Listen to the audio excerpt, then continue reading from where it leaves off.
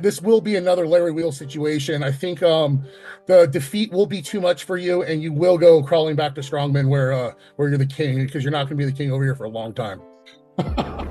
When the fans saw that John Brezink is literally crushing Brandon Allen on the practice table, they all thought that it's over for Brandon. Brian is going to do the same to him on match day. But Brandon had a completely different story to tell from that day. He said that practice with John that was uploaded for clicks and views, it was recorded 4 hours into the practice. That's why it looked like that. When John practiced against a fresh Brandon, it looked completely different. And he even told Brian to confirm that from John Brezink himself. So the guy is confident. He even said that before that, he was kind of doubting himself. Sometimes he was 60% sure that he's going to win, but the other days when he was doubting, he thought that he has only 40% chances. But after practicing with John, he's now really confident. He even asked Brian to upload the secret practice that they had about 6-7 months ago on the right arm. They only showed the left arm practice at that time. But when you listen to what Brandon was saying a little bit more carefully, I think he was just joking. There was no right arm practice pull, because Brandon had to arm wrestle in a super match just a couple of days after that. That is, if I remember the timeline correctly. I was always wondering, Brian, why'd you never post the right-handed footage of us pulling?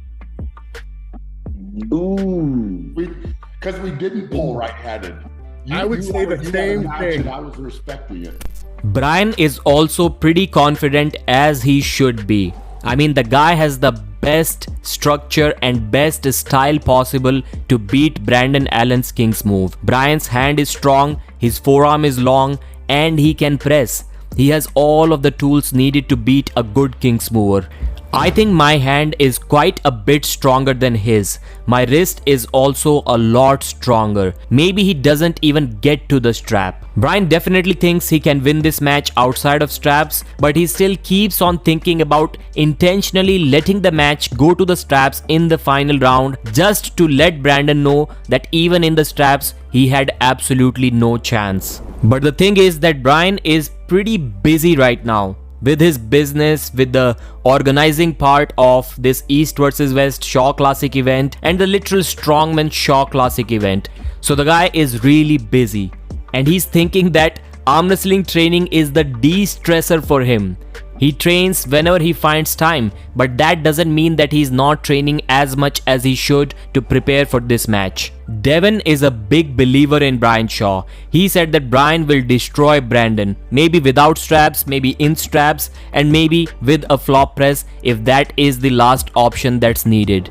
Devin also wants to see a match between John Brezink and Brian Shaw after this one. Neil Pickup disagreed with that. Now, my viewers already know that I have been suggesting this match for quite some time now. I think it's a cool match. And Brian himself said that John is also kind of interested in that. He was curious to grip up with Brian, and I think he has publicly said that he would like to have a super match against Brian. Neil Pickup thinks that as of now, Leonidas Arcona will beat Brian Shaw, and I think I agree with him. Devin disagreed, obviously, as he's going to. We all know that he's a big believer in Brian Shaw's potential. But what do you think? As of now, can Brian already defeat Leonidas Arcona? One thing that I like about Brian the most is his professionalism. He's already speaking very confidently about the things that he wants at this event. Will we have a pre-show? Brian is like, nope, because we already have 10 super matches. It is going to take a lot of time, so the pre-show won't be there. But the thing that will be there this time is a referee continuously monitoring a screen to see what's going on, and there will be clearer communication between the referees and the arm wrestling fans. The referees will be mic'd up and they will be announcing all of the fouls, all of the calls made to the fans, so that everything is clear and easily understandable. And the reason why Brian can be trusted with all of this, probably more than anyone else, is because he's not just trying to get into the high level of arm wrestling, but he's also coming from a fan's perspective.